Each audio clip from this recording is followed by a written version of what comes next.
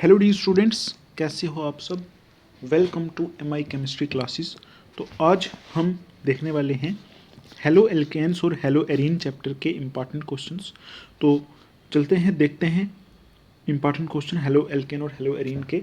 मैं आपको एक बात बोलना चाहूँगा कि आपको पहले चैप्टर रिवाइज करना है, ठीक है। पूरा चैप्टर पहले रिवाइज करना है, रट्टा नहीं मारना है। पूरा जो आपने साल भर मेहनत करके जो नोट्स वगैरह आपने बनाए वो नोट्स आपको रिवाइज करने, ठीक है। रिवाइज करने के बाद आपको ये क्वेश्चंस देखने।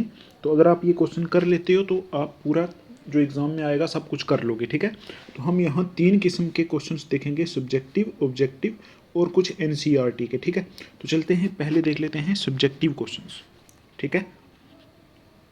तो ये कुछ हैं, देखो यहाँ मैंने लिखा है चैप्टर का नाम, मैंने लिख दिया है हेलो एल्केन और hello arene, Jammu and Kashmir board के लिए इंपॉर्टेंट क्वेश्चंस।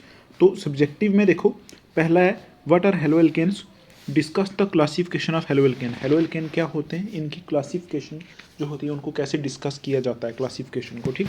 ये आप आराम से कर लोगे जब आप नोट्स आपने रिवाइज करोगे। Discuss the nature of CX bond in haloalkanes, तो ये भी पूछा जा सकता है CX बॉन्ड का नेचर, ठीक है। How can you prepare haloalkane from alcohols, haloalkanes को आप एल्कोहल से कैसे प्रिपेयर कर सकते हो, ये methods of preparation of haloalkanes में से ही पूछा गया है, ठीक है। वो आपको करना है। उसके बाद देखो, how can you prepare halo alkane by हंस डिकर रिएक्शन, हंस डिकर रिएक्शन यूज करके आप हेलो एल्केन की प्रिपरेशन कैसे कर सकते हो, ये भी आपसे पूछा जा सकता है, ठीक है। अच्छा, 5 नंबर वाला देखो, what are nucleophilic substitution reactions, nucleophilic substitution reactions क्या होती हैं, और SN1 और SN2 रिएक्शन का मैकेनिज्म देना। देखो, give the mechanism of SN1 and SN2 reactions and give example. SN1 और SN2 का मैकेनिज्म देना है और एग्जांपल्स देनी है, ठीक है। ये आप आराम से कर लोगे, बेसिक सी चीज़ होती है SN1 SN2, आपने पूरा साल मेहनत की होगी, पढ़ा होगा आपने, ठीक है। मैंने भी पूरा चैप्टर ये कवर किया है, आपको प्लेलिस्ट मिल जाएगी, वहाँ से भी आप पढ़ सकते हो, ठीक। उसके बाद देखो, डिफाइन द फॉलोइंग, इसमें आपको कुछ डिफाइन करना है। ऑप्टिकल एक्टिविटी क्या होती है, कायरल सेंटर क्या होता है, रेसिमिक मिक्सचर क्या होता है, इन्वर्जन क्या होता है, ये भी आप आराम से इनको डिफाइन कर सकते हो, क्योंकि आपने इसी चैप्टर में एक टॉपिक पढ़ा था स्टीरियो केमिस्ट्री वाला, ठीक है। वहाँ आपने देखा था कि लाइट होती है, लाइट रास्ते को रोटेट करती है, डेक्स्ट्रो रोटेटरी कुछ सब्सटेंसेस होते हैं, कुछ लीवो रोटेटरी होते हैं, ठीक है। वो आपने देखा था, तो ये भी आप कर लोगे। अभी देखो 7 नंबर वाला, 7 वाला देखो, discuss relative reactivity of halo alkane and hello arenes toward SN1 and SN2 reaction. ऐसा एक क्वेश्चन होता है कि हेलो एल्केन और हेलो एरीन में से, जो मतलब हेलो एल्केन हेलो एरीन है उनमें से, ये आई थिंक ये ज़्यादा, हाँ ऐसा ही चलता है। ये मुझे लग रहा है कि सिर्फ हेलो एल्केन में ही होता है, या फिर हेलो एरीन में भी होता है। आप अपना देखो, नोट्स देखो आपने, तो इसमें हमें देखना है कि कौन सा जो हेलो एल्केन है या फिर हेलो एरीन है, किसमें SN1 होगी, किसमें SN2 होगी। तो ये पार्ट हमें देखना पड़ता है, किसमें SN1 रिएक्शन होगी, किसमें SN2 रिएक्शन होगी, ठीक है। तो ये आपको देखना है, ये आप अपने नोट्स देखोगे, वहाँ से आप इसको करोगे, ठीक। अच्छा, उसके बाद देखो, डिफाइन सेट्ज़िफ रूल, सेट्ज़िफ रूल आपको डिफाइन करना है। इस चैप्टर में आपने ये रूल पढ़ा है, सेट्ज़िफ रूल, ठीक है। उसके बाद है what are elimination reactions, discuss dehydrohalogenation in haloalkanes. Elimination reactions क्या होती हैं, डिहाइड्रो हैलोजिनेशन रिएक्शन आपने यहाँ पढ़ी है, तो वो आपको डिस्कस करनी है। और अगर एग्जाम में ऐसा कोई क्वेश्चन आ जाए रिएक्शन वाला, तो वहाँ आपको रिएक्शन लिखनी पड़ती है, ठीक है। जो रिएक्शन है ना, अगर आपको सपोज ये करना है, तो आपको पहले एलिमिनेशन रिएक्शन की डेफिनेशन लिखनी पड़ेगी, फिर डिहाइड्रोहेलोजिनेशन रिएक्शन की डेफिनेशन लिखनी पड़ेगी, फिर डिहाइड्रोहेलोजिनेशन रिएक्शन लिखनी पड़ेगी, ठीक है। रिएक्शन लिखना बहुत इंपॉर्टेंट है, ऐसा नहीं कि आप सिर्फ थ्योरी लिख के आ जाओगे, तो थ्योरी से कोई मार्क्स आपको नहीं मिलने वाला, ठीक है। रिएक्शन लिखना इंपॉर्टेंट है, ठीक। नेक्स्ट देखते हैं क्वेश्चन। तो देखो 10, ये मुझे लग रहा है 8 मैंने, ठीक है, ये 10 देखते हैं। तो देखो यहाँ, why there is an inversion of configuration and SN2 reactions. तो आपने अगर ये चैप्टर पढ़ा है तो आपको पता होगा, जब SN2 रिएक्शंस होती हैं वहाँ कॉन्फिग्रेशन इन्वर्ट हो जाती है। मतलब अगर पहले एक मॉलिक्यूल में पहले हाइड्रोजन इस तरफ था, तो वो जब प्रोडक्ट बनता है तो इस तरफ हो जाता है, उल्टा हो जाता है। तो ये क्यों होता है, ठीक है, ये भी आप आराम से कर सकते हो। उसके बाद है discuss stereo chemistry of SN1 and SN2 reaction. तो आपके सिलेबस में भी डायरेक्ट एक टॉपिक है stereo chemistry of SN1 and SN2 reaction. तो आप अपने नोट्स रिवाइज करो, आप इसको भी पक्का कर लोगे, ठीक है। उसके बाद आपको नोमेनक्लेचर जो है करना है, हेलो एल्केन और हेलो एरीन्स का नोमेनक्लेचर आपको पक्का करना है। नोमेनक्लेचर के लिए टेक्स्ट बुक के अंदर जितने भी नोमेनक्लेचर के क्वेश्चन है वो आप सॉल्व कर लो, उससे बाहर नहीं आएगा आपको, ठीक। नोमेनक्लेचर आपने 11th क्लास में भी पढ़ा है, ठीक है, कंप्लीट। तो नोमेनक्लेचर मैंने जब पढ़ाया था चैप्टर तब भी मैंने कराया था नोमेनक्लेचर, तो ये भी आपको करना है, यहाँ से भी कोई ना कोई क्वेश्चन पूछा जा सकता है। उसके बाद देखो D&L कॉन्फ़िगरेशन, R&S कॉन्फ़िगरेशन, ये दो किस्म के ये नोमेनक्लेचर में ही आते हैं। तो DL कॉन्फ़िगरेशन मैंने कराया हुआ है आपको, R&S कॉन्फ़िगरेशन मैंने अभी नहीं कराया, चलो मैं इसकी एक वीडियो बना के डाल दूंगा आपकी इसमें, ठीक है। अभी कुछ दिन बाद R&S नोमेनक्लेचर की, R&S कॉन्फ़िगरेशन की वीडियो में डाल दूंगा। आपने अगर पढ़ा है तो आप ये देख लो कि यहाँ से R&S कॉन्फ़िगरेशन के एक बार एग्जाम में रूल पूछे हुए हैं प्रीवियस ईयर में, ठीक है। तो रूल्स भी आपको याद करने पड़ेंगे। तो उसके बाद जो मालिक्यूल है उनमें R और S कॉन्फ़िगरेशन देनी है वो भी आपको देखना पड़ेगा, सारा ही देखना पड़ेगा, ठीक है। मैं भी ये करा दूंगा, कोई टेंशन नहीं है। उसके बाद देखो ये हेलो एरीन वाला पार्ट अब आ गया, वो पहले जो पार्ट था वो हेलो एल्केन वाला पार्ट था, ठीक। अभी देखो 13 क्वेश्चन है, how can you prepare hello arenes. Hello arene को आप कैसे प्रिपेयर कर सकते हो, through Sandmeyer reaction, Gattermann reaction, हंस डिकर रिएक्शन, ये तीनों रिएक्शन आपको देखनी है, ठीक है। सेंडमेयर रिएक्शन आपको ऐसे भी आ सकता है, what do you mean by Sandmeyer reaction, या फिर what is Sandmeyer reaction, what is Gattermann reaction, ऐसे भी आ सकता है। और ऐसे भी पूछा जा सकता है कि आप हेलो एरीन्स को कैसे प्रिपेयर कर सकते हो इन रिएक्शन से, ठीक है। ये इंपॉर्टेंट है यहाँ, ठीक। अच्छा, उसके बाद देखो नेक्स्ट क्वेश्चन, ये discuss the reason why haloarenes are less reactive towards nucleophilic substitution reaction. तो हेलो एरीन जो होते हैं वो क्यों लेस रिएक्टिव होते हैं न्यूक्लियोफिलिक सब्स्टिट्यूशन रिएक्शन, उसमें रीजंस डिस्कस करने हैं आपको, ठीक है।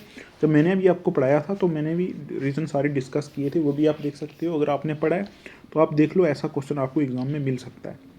Discuss reactivity of hello arenes in nucleophilic substitution reactions.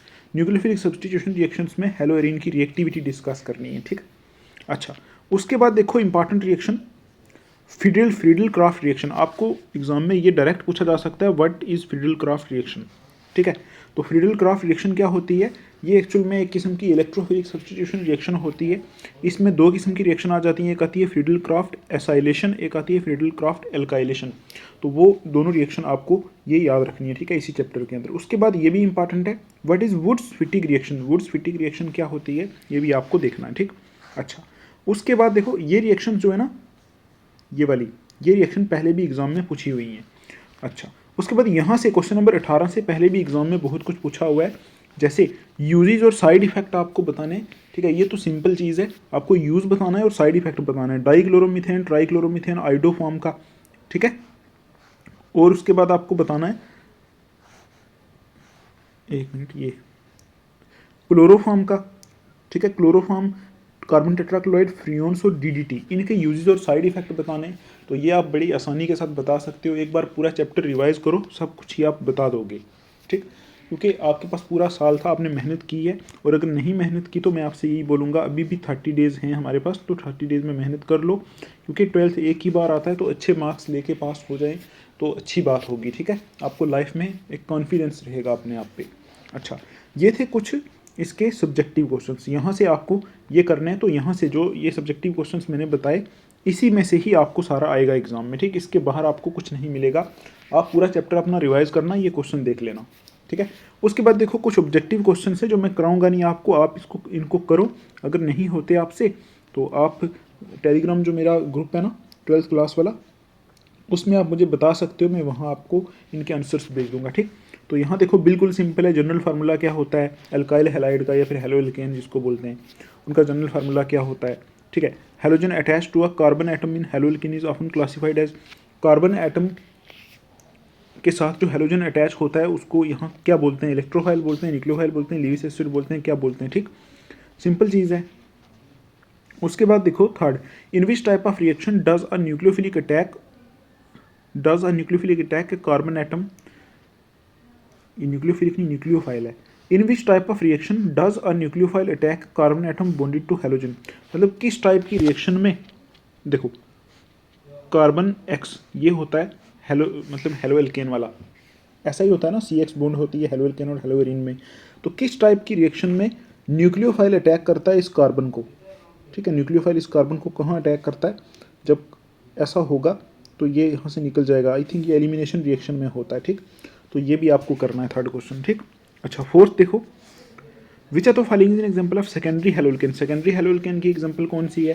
तो आपने क्लासिफिकेशन पढ़ी होगी, आराम से आप कर लोगे इसको। What is the hybridization of carbon atom in primary haloalkane. Primary haloalkane में कार्बन की हाइब्रिडाइजेशन क्या होती है? तो ये तो sp3 ही होगी, ठीक है, sp3 होती है ये। अच्छा, अब देखो ये वाला, ये the reactivity of haloarenes in nucleophilic substitution reactions is generally lower than that of haloalkane due to, मतलब न्यूक्लियोफिलिक सब्स्टिट्यूशन रिएक्शंस जो होती हैं उनके अंदर हेलोएरिन की रिएक्टिविटी लो होती है। इस बेस पे एक सब्जेक्टिव क्वेश्चन भी अभी हमने देखा कि न्यूक्लियोफिलिक सब्स्टिट्यूशन रिएक्शन में हेलोएरिन की रिएक्टिविटी लो होती है हेलोएल्केन से, ठीक है। वो क्यों होती है वो आपको यहाँ देखना है, ठीक है। अच्छा, वो आपको यहाँ देखना है कि किस वजह से होती है। आपने अगर वो पढ़ा है तो आप आराम से कर लोगे। अभी देखो सेवंथ क्वेश्चन, सेवंथ में देखो which reagent is commonly use for dehydrohalogenation. वही डीहाइड्रोहेलोजिनेशन अभी मैंने आपको बताया सब्जेक्टिव में, उसमें कौन सा रिएजेंट यूज होता है तो वो आपको पता होगा, ठीक। अच्छा, उसके बाद देखो ये 8 नंबर वाला, what is the product formed when ये CH3CH2Br undergoes nucleophilic substitution with NaCN।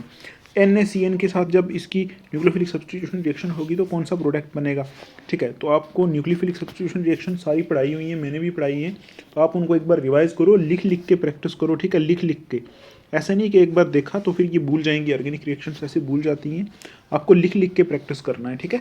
तो उसके बाद आप ये कर लोगे आराम से, कुछ मुश्किल नहीं है इसमें, ठीक। 9 देखो कंपाउंड, ये कंपाउंड है जो C6H5Cl एग्जाम्पल किसकी है? ये यहाँ लिखा हुआ है कि ये एल्काइल हैलाइड है, एराइल हैलाइड है, हेलो एल्कीन है, हेलो एल्कीन है, हेलो अमीन है, ठीक।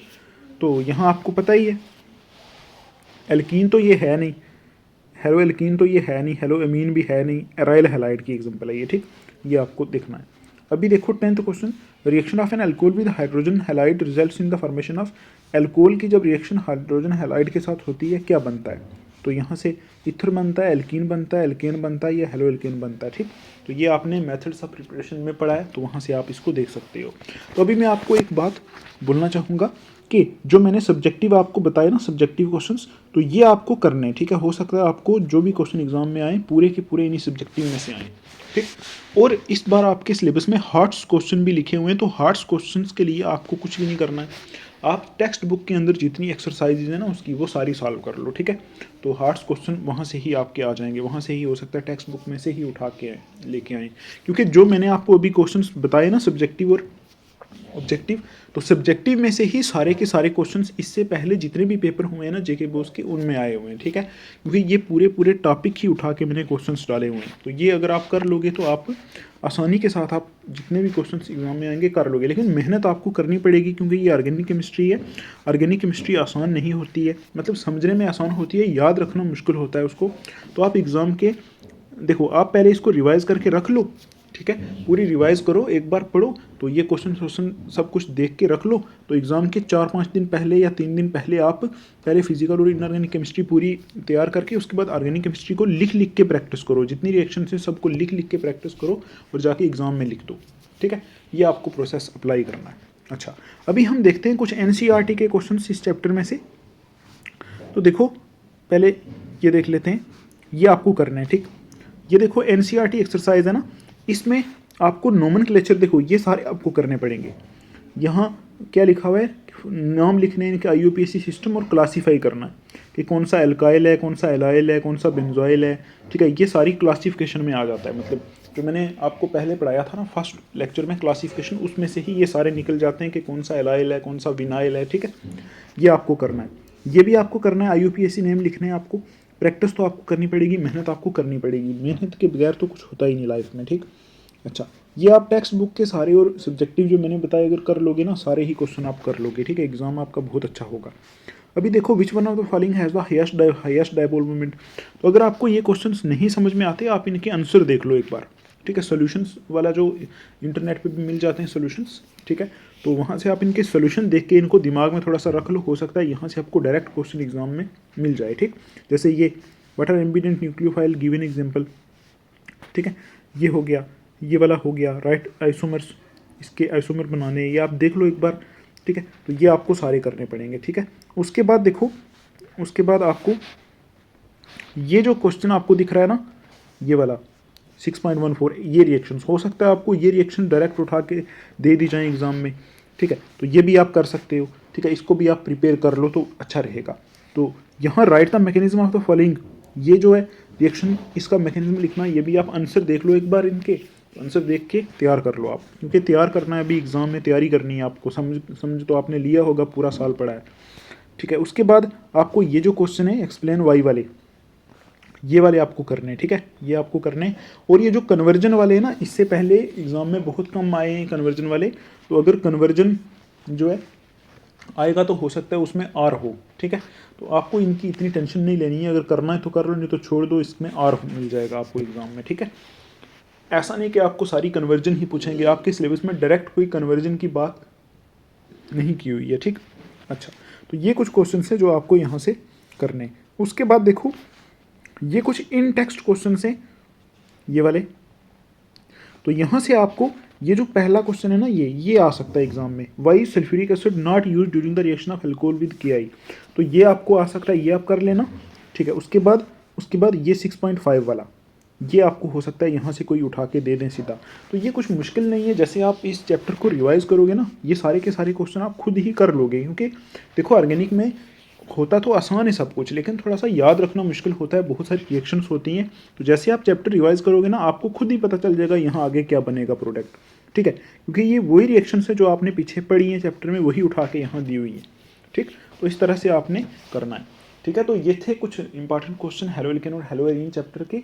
अभी हम मिलेंगे नेक्स्ट जो हमारी वीडियो होगी, उसमें हम एल्कोहल्स, फिनोल्स और ईथर्स के करेंगे। देखो पढ़ना तो आपको ही पड़ेगा, हम तो सिर्फ बता सकते हैं, पढ़ना आपको पड़ेगा, मेहनत आपको करनी पड़ेगी, क्योंकि एग्ज़ाम आपको देना है। अगर हमारे पास कोई ऐसा तरीका हो कि हम एग्ज़ाम दें और आपको मार्क्स मिल जाएं, हम वो भी करें, लेकिन ऐसा कोई तरीका है नहीं, पढ़ना आपको ही पड़ेगा, मेहनत आपको ही करनी पड़ेगी। तो ये क्वेश्चंस आप देख लो, पूरा चैप्टर रिवाइज कर लो, तो आपका एग्ज़ाम अच्छा जाएगा, ठीक है। फिर मिलेंगे नेक्स्ट वीडियो में, तब तक के लिए आप अपना ध्यान रखो। और एक बात, टेलीग्राम ग्रुप मैंने बनाया हुआ है, एक बार फिर बोल रहा हूँ, तो वहाँ आप मुझे, हाँ जो ग्रुप है उसकी लिंक आपको कमेंट्स में मिल जाएगी और डिस्क्रिप्शन में। वहाँ अगर आपको कोई प्रॉब्लम आती है, कोई यहाँ क्वेश्चन समझ नहीं आता, कुछ जो भी प्रॉब्लम आती है, तो वो आप मुझे वहाँ पूछ सकते हो, मैं वहाँ भी आपकी हेल्प करूँगा, ठीक है, ठीक है। फिर मिलेंगे नेक्स्ट वीडियो में, तब तक के लिए आप अपना ध्यान रखो, पढ़ाई करो, take care, thanks for watching.